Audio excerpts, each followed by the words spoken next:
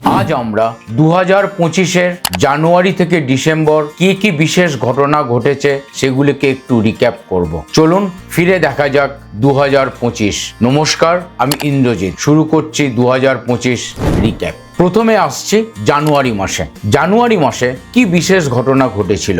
দিনটা 8ই জানুয়ারি 2025 বুধবার। তিরুপতিতে 10ই জানুয়ারি 2025 তিরুমালা মন্দিরে যে অনুষ্ঠান অনুষ্ঠিত হবে বৈকুণ্ঠ একাদশী উৎসবের টিকিট সংগ্রহের জন্য মানুষের ভিড় ও ধাক্কাধাক্কির কারণে পদপিষ্টের ঘটনায় 6 জনের মৃত্যু ও 20 জনেরও বেশি মানুষ আহত হয়েছিলেন। খুবই প্যাথেটিক ঘটনা ঘটে গেছিল ঠিক বছরের শুরুতেই। এবার আসছি তার ঠিক পরের গুরুত্বপূর্ণ ঘটনা জানুয়ারি মাসে। 13ই জানুয়ারি আমাদের প্রধানমন্ত্রী নরেন্দ্র মোদীজি 13ই জানুয়ারি 2025 সোনমার্গ ও জম্মু ও কাশ্মীর সফর করেছিলেন। সকালে তিনি সোনমার্গ টানেল পরিদর্শন করেছিলেন এবং উদ্বোধনও করেছিলেন। সোনমার্গ টানেল প্রকল্পের দৈর্ঘ্য প্রায় 12 কিলোমিটার লম্বা। প্রকল্পটি 2700 কোটি টাকা ব্যয়ে নির্মিত হয়েছিল। টানেলটি সমুদ্রপৃষ্ঠ থেকে প্রায় 8650 ফুট উচ্চতায় নির্মিত হয়েছিল এবং এটি শ্রীনগর ও সোনমার্গ লে রুটে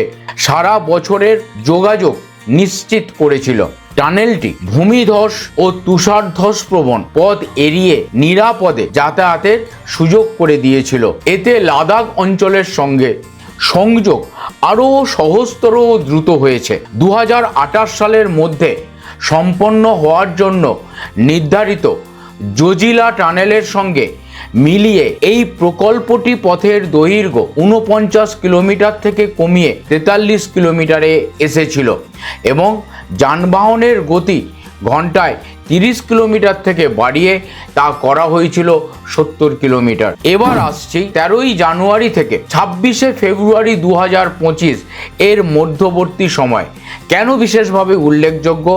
প্রয়াগ মহাকুম্ভ মেলা হিন্দুদের এক বিশেষ মেলা। 29শে জানুয়ারি 2025 প্রয়াগ কুম্ভ মেলায় ভিড়ের ধাক্কায় অন্তত 30 জন নিহত হয় এবং 60-এরও বেশি ব্যক্তি আহত হন। এই দুর্ঘটনা ঘটেছে উত্তরপ্রদেশের প্রয়াগরাজে অনুষ্ঠিত 2025 সালের প্রয়াগ মহাকুম্ভ মেলায়। এই মৃত্যু ঘটনাটি ছাড়া প্রয়াগ কুম্ভ মেলা খুবই সুষ্ঠুভাবে প্রচুর লোকের জনসমাগমের মাধ্যমে সম্পন্ন হয়েছিল। এবার আসছি 5ই ফেব্রুয়ারি 2025 কি ঘটেছিল। দিল্লি বিধানসভা নির্বাচন। ভারতীয় জনতা পার্টি বিজেপি দিল্লি বিধানসভায় 2/3 সংখ্যাগরিষ্ঠতা অর্জন করেছিল। ভারতীয় জনতা পার্টি 70টি আসনের মধ্যে 48টিতে জয়লাভ করে। ফলে 27 বছর পর দিল্লিতে পুনরায় ক্ষমতায় ফিরে আসে বিজেপি। শালিমার বাগের বিধায়ক রেখা গুপ্তা 20শে ফেব্রুয়ারি 2025 তারিখে মুখ্যমন্ত্রী হিসাবে শপথ গ্রহণ করেন। এবার আসছি পরের ডেট 13ই ফেব্রুয়ারি। কি ঘটেছিল চলো ফিরে দেখা যাক। রাজ্যে চলমান জাতিগত সহিংসতার কারণে কেন্দ্র সরকার মণিপুরে রাষ্ট্রপতি শাসন জারি করতে বাধ্য হয় 19শে ফেব্রুয়ারি। কি ঘটেছিল? বিজেপির রেখা গুপ্তাকে দিল্লির মুখ্যমন্ত্রী হিসাবে মনোনয়ন দেয় 26শে ফেব্রুয়ারি। জম্মু ও কাশ্মীরে রাজৌরি জেলায় মিলিট্যান্টদের দ্বারা এক সেনা ট্র্যাককে লক্ষ্য করে হামলা চালানো হয়। 9ই মার্চ 2025 আইসিসি চ্যাম্পিয়ন্স ট্রফি ফাইনালে ভারত জয়লাভ করেছিল।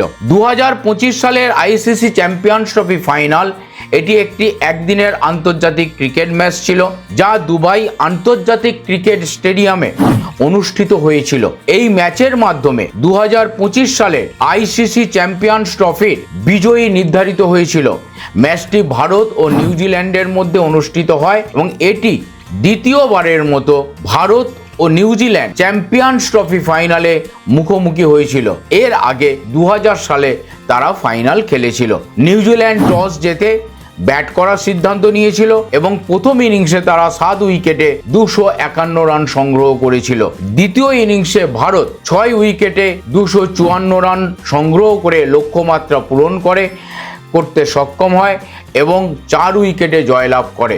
এর মাধ্যমে ভারত তৃতীয়বার আইসিসি চ্যাম্পিয়ন্স ট্রফি জয়লাভ করে এবং প্রথম দল হিসাবে সকল ম্যাচে অপরাজিত থেকে এই ট্রফি জয়লাভ করে। রোহিত শর্মাকে ম্যাচের সেরা খেলোয়াড় হিসাবে নির্বাচিত করা হয়েছিল, যিনি 83 বলে করেছিলেন 76 রান। এবার আসছি 5ই এপ্রিল 2025। ওয়াকফ সংশোধন আইন 2025 কার্যকর হয়, যা মুসলিম ওয়াকফ আইন 1923-এর স্থলাভিষিক্ত করে ওয়াকফ আইন 1995-এ সংশোধনী আনে। এবার আসছি 22 এপ্রিল 2025। পেহেলগাঁও হামলা। জম্মু ও কাশ্মীরের পেহেলগাঁওয়ে ভ্রমণে আসা পর্যটকদের উপর সন্ত্রাসীদের হামলায় অন্তত 26 জন নিহত হন।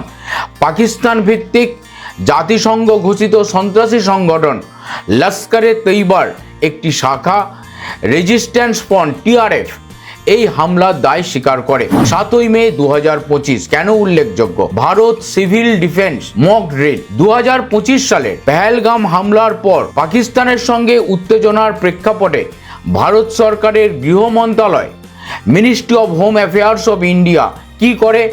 ভারতের 244 জেলায় একটি মক ড্রিল আয়োজন করে। 7ই মে থেকে 10ই মে 2025 ভারত পাক সংঘাত। 2025 সালে পেহেলগাম হামলার জবাবের পরিপ্রেক্ষিতে ভারতীয় সেনা ও ভারতীয় বিমান বাহিনী পাকিস্তানের লক্ষ্যবস্তুতে অপারেশন সিন্দুর নামে পরিচিত সার্জিক্যাল স্ট্রাইক পরিচালনা করে।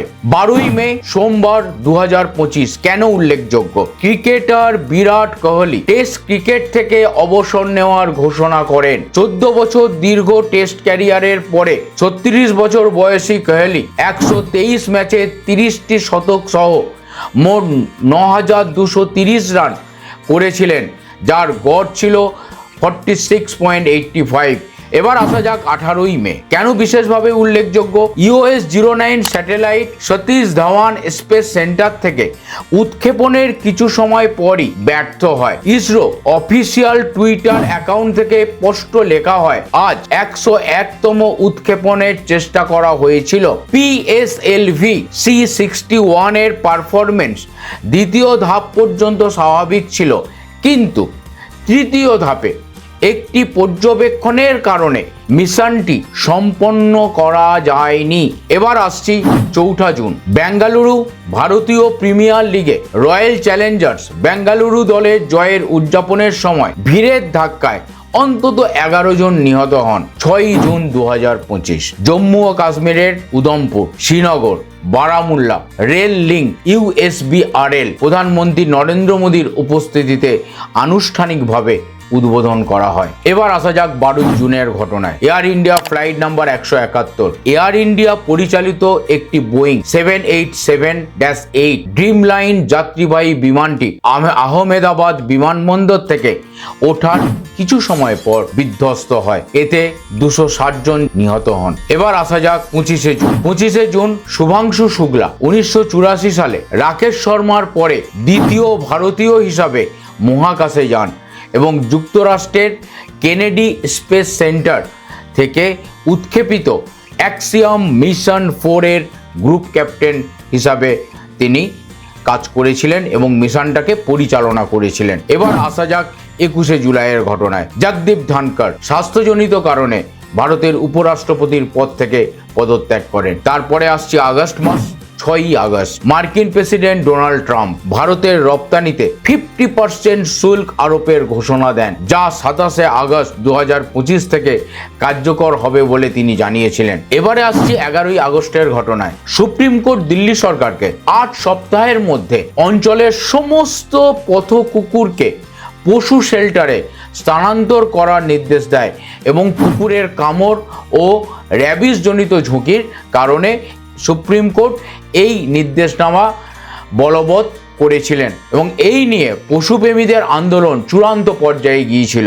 পশুপ্রেমীদের আন্দোলনের ফলে একটি আপিলের পর কোর্ট 22শে আগস্ট তার নির্দেশ পরিবর্তন করে যে সমস্ত কুকুর স্টেরিলাইজড এবং টিকাপ্রাপ্ত হয়েছে তাদের উন্মুক্ত করে দেওয়ার জন্য নির্দেশ দেওয়া হয়। এবার আসছি 22শে আগস্ট। কি বিশেষ ঘোষণা হয়? অনলাইন গেমিংকে প্রচার ও নিয়ন্ত্রণের জন্য ভারতীয় আইনের একটি সমন্বিত কাঠামো এবং নিয়মাবলী প্রদানকারী promotion and regulation of online gaming act 2025 রাষ্ট্রপতির অনুমোদন পায় এবং এটি আইনে পরিণত হয়। 28শে সেপ্টেম্বর কি ঘটেছিল? ভারত 2025 এশিয়া কাপের ফাইনাল জেতে দুবাই আন্তর্জাতিক স্টেডিয়ামে পাকিস্তানকে 5 উইকেটে পরাজিত করে। তিলক বর্মার 69 রানের অপরাজিত ইনিংস ভারতীয় দলের জয়ের ভিত্তি স্থাপন করে। এবার আসছি 24 অক্টোবর 2025 রাজ্যসভা নির্বাচন। জম্মু ও কাশ্মীরের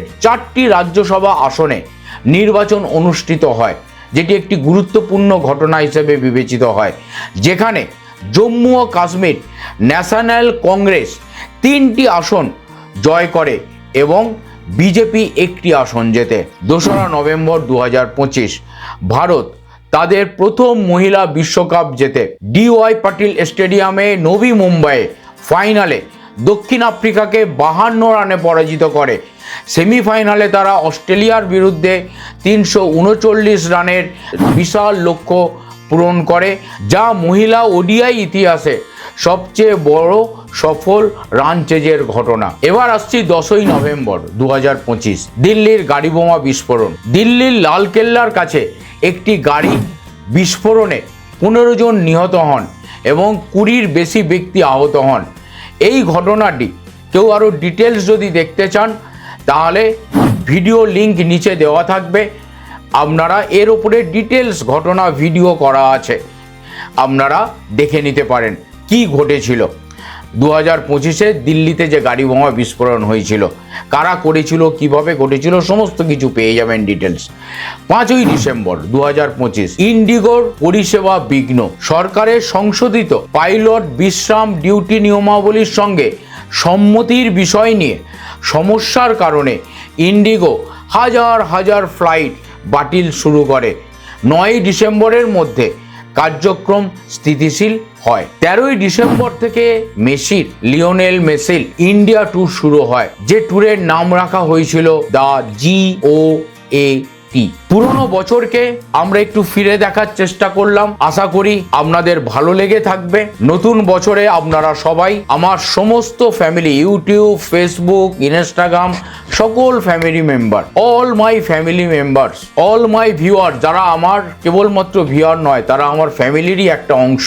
আশা করব নতুন বছরে এই বছরের মতো আপনারা আমার সঙ্গে থাকবেন, ভালো মন্দ কমেন্ট করে জানাবেন এবং কি দেখতে চান তাও জানাবেন, যাতে আমি আরো ভালোভাবে আপনাদেরকে বিভিন্ন টপিকের ওপরে ভিডিও করে আপনাদের কাছে হাজির করতে পারি। পাশে ভিডিওর লিঙ্ক আমি প্রোভাইড করে দিচ্ছি, এই ভিডিওগুলো আপনারা একবার দেখতে পারেন, যেগুলো 2025-এর ভিডিও।